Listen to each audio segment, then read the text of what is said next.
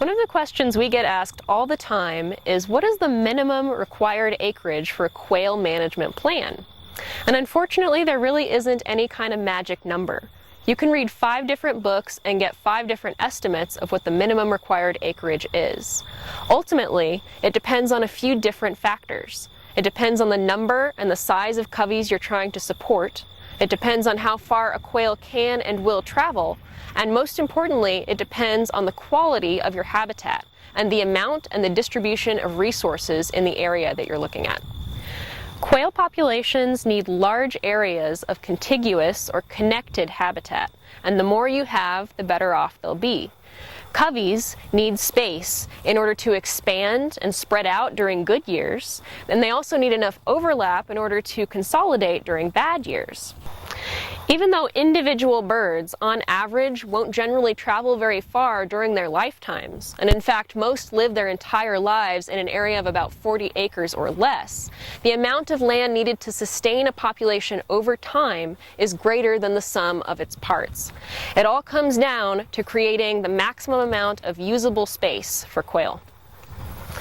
So, Dr. Rollins, what exactly do we mean when we're talking about usable space for quail? Well, we're talking about property or habitat that the quail can survive and thrive. And so you got to keep in mind that a quail is 6 inches tall, weighs 6 ounces, and if you get down on the ground, put your right ear on the ground, look at your left eye, you're going to begin to look at the world through the eyes of a quail. And so it shapes what we need to do as managers when we think about the limitations of the quail. Got to have some open country. We got to obviously have some woody cover to protect us from our hawks and various other enemies. So it's that combination of shrub cover and then a mixture of grasses and forbs, as we call them, that makes good quality usable space. And we generally think of it as either it is or it ain't. And so when we think about areas like Bermuda grass pasture, that ain't. If we look at the Rolling Plains Quail Research Ranch here, we got shrubs about a softball throw apart, some of the other things that we've talked about in evaluating quail habitat. That's what makes it home for a quail. So usable space is an area that meets all of a quail's needs. And obviously, with this being the Quail Research Ranch, you're going to try to maximize that usable space as much as possible. Okay. But do you have areas on the ranch that you would say are not usable for quail? We do. When we got this property 10 years ago, I estimated that it was about 70 to 80% usable space. Now that's a good goal. I tell a prospective buyer, if we can look at a property and it's 70% usable space, get the checkbook out. There will always be some dead spots. And so here at the Rolling Plains Quail Research Ranch, we have some country that's just a little bit too open. And our strategy over the last 10 years has been to let it grow up. So strategically, we're leaving the brush alone in certain areas because we determined that was the weak link, and we're addressing that weak link first. And as we increase the shrub cover on some of those more open areas, we think we'll make that more usable to a bobwhite. Awesome. So then that means that when you're doing your quail habitat calculations, trying to figure out how much acreage you have, you can't just consider the full acreage of your property. You have to take into account that there may be riparian areas, heavily wooded areas, or as you said, very open areas that quail just aren't going to consider habitat. So you have to remove those when you're trying to figure out how much space your birds are going to need. To some degree. Now there's always an it depends argument in there. If we're talking about an El Nino year and we've got cover and taller weeds and so forth everywhere, that expands usable space. If we're talking about a drought year, and 6 years out of 10 are drought years for us, that the usable space of the habitat shrinks. You mentioned the riparian areas. Typically those are too thick for quail to really prefer, but they become very key habitats during drought, because during those dry times quail basically retreat back to your heavier brush areas. So you want to keep some of that intact and appreciate that it does serve a purpose, and especially during those dry years. For sure. All right, so let's try to put some hard numbers on this. I know that from what I've read, there are different densities of birds that are considered, good, bad, or excellent. And my understanding is that if you have 1 to 2 birds per acre as a density, then you're doing really great. That's a really excellent high density. If you've got a bird every 2 to 4 acres, then you're pretty good, you're sustainable. And if you can only get a bird every about 7 to 9 acres, then that's considered poor. So as a frame of reference, like last year at the Quail research ranch, about what was your density as far as you could tell? In 2016, we had a tremendous population out here. We laid hands through our trapping efforts on about 4,400 quail, right at a bird per acre. And then when we followed up with some hunts, only about 52% of the birds that we actually shot had leg bands on it. What that means is we basically had twice as many quail as what we thought. So we were approaching an estimate of 2 birds per acre. That's incredible.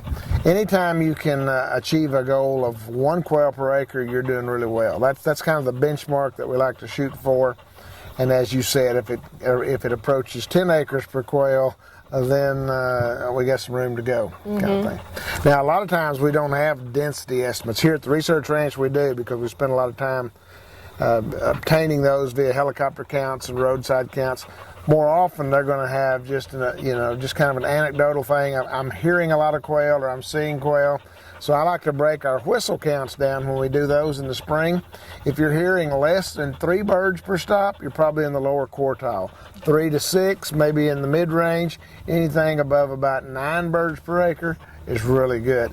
So that gives you a more feasible way for most landowners or hunters to kind of estimate what the quail abundance may be. Okay, so that gives us some tools to kind of gauge how our population is doing. How many birds would you say, more or less, are needed to make a sustainable population? That the numbers that are available in the books typically say about 800 birds. Now those are based on computer simulations, and so basically saying you need a population of 800 quail to sustain that population for 100 years. Lots of who knows in that kind of thing. But if we accept that for the truth, that we need roughly a bird to 3 acres kind of thing to make it work, make the math work.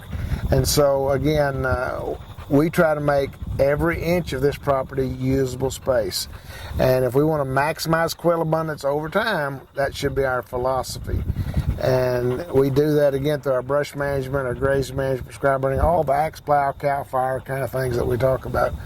But for those people that especially are east of the 100th meridian, roughly Highway 83 in Texas, there's more demands on the land. And so instead of having 4,000 acre properties, they've got 40 acre properties. And as you begin to see that type of habitat fragmentation, there's just several things that typically work against quail. Typically they're stocked heavier than a larger property. Typically they've, because of higher stocking rates, they've switched more to tame grasses or improved grasses, not improved for quail, like Bermuda grass and some of those kind of things. So several things happen there that typically degrade the quality of that habitat for quail and the quantity, because now instead of thinking about the landscape, one of the things that I encourage people to do is either on Google Earth or get up in a helicopter or an airplane, and you say, well, nothing's changed on my property. Well, maybe, maybe not, but when you zoom out and you look at that property around you, odds are something's changed, and sometimes it's changed very drastically, and that has an impact on the usability of your quail, of your habitat for quail. Absolutely, because like we were talking about before, they need those large areas of continuous habitat, so if something's happened on your neighbor's property, that can affect your quail population as well. And they also need, from a genetic standpoint, or just, some estimates now say you need as much as 200,000 acres. Others, that's probably not approachable for most of us. But we do need some corridors for birds from other properties to come to our property, and our property to go to other properties. Over time, just that type of transition and movement back and forth is important to a quail population. So if we go by these computer simulations and we want to sustain at least 800 birds with a density of at least a bird every 2 acres, then can we get away with about 1,600 acres of quail habitat? Just depends on how good the habitat is. Here on the east side of the Rolling Plains Quail Research Ranch, we're all cotton fields, unsuitable habitat for quail. But we've got such good habitat here, and then we've got some moderate habitat as neighbors to our west and to our south. So again, we're not just an island. And again, we don't ever want to be just a thumbprint on the landscape. We want to have a larger landscape, and the more that landscape we can make more quail friendly, the more it helps the total landscape and the more it helps insulate our 4,700 acres here from any type of catastrophe. Okay, sounds good. All right, so there you have it. It's all about making the landscape as quail friendly as possible. And if you can give quail a lot of really high quality resources in as small an area as possible, so don't make them travel farther than they need to, then they're going to be fairly happy. So that leaves the question that a lot of small acreage landowners have as to, I don't meet those acreage requirements, what can I do to support quail? And I think first and foremost, it's really important for landowners of all acreages to remember that quail are a boom and bust species. So no matter what, no matter how well you manage, there are going to be years when you have a lot more quail and years where you have a lot fewer quail. And that's just how that species operates, so that's not a matter for concern.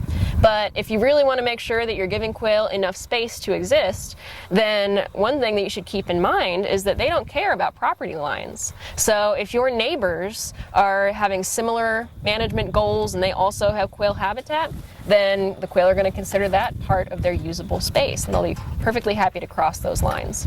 That's a great point, Amanda. They don't respect property lines, and so again, they're a shared resource to some degree. Now again, as an individual landowner, there's several things we can do, and we're going to address these in another webisode about what are some management options for these smaller acreage landowners.